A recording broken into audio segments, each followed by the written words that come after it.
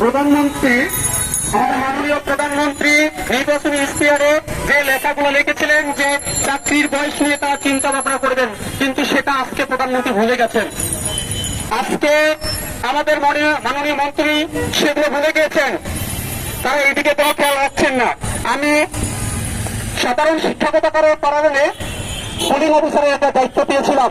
সেখানে দেখেছিলাম অধিকাংশ ভোটার যারা যুব সমাজ, যাদের এখন পর্যন্ত চাকরি নেওয়ার বয়স আছে, বর্তমান সরকার টিকিয়ে রাখার ক্ষেত্রে এই যুব সমাজে অগ্রণী ভূমিকা পালন করছে। তাদের দাবিটিকে সরকার যদি খেয়াল না রাখে তাহলে এই যুব সমাজ কোথায় গিয়ে দাঁড়াবে?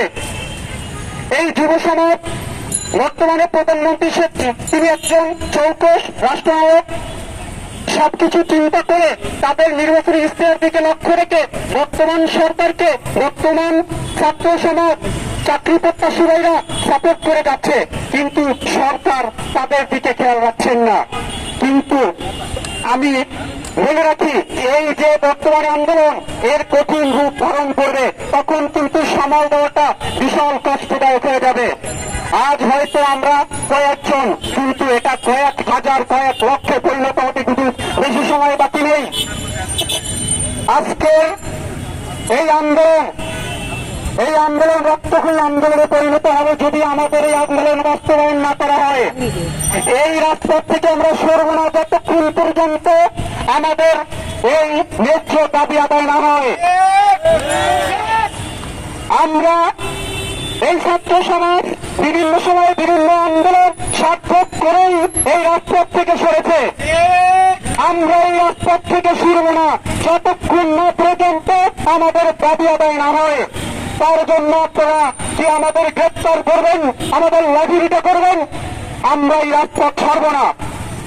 আমাদের জেলের সাথে পিঠ থেকে গেছে, আমরা কিন্তু তার প্রতিহত করব ইনশাল্লাহ। আর আমি আরো ভাইদেরকে বলছি, ভাই আজকে দেখতেছেন আমরা এখানে কয়েকজন দাঁড়িয়ে, বিশ্বাস করেন আপনারা যদি আমাদের সাথে এখন যোগ না দেন, পরবর্তীতে এটা বড় হতেন। এইটা কিন্তু শুধু আমাদের জন্য না, ভবিষ্যৎ প্রজন্মের কিন্তু করে এটা যদি বাস্তবায়ন সুফল ভোগ করবে, এই সুফল ভোগ করে যাবে।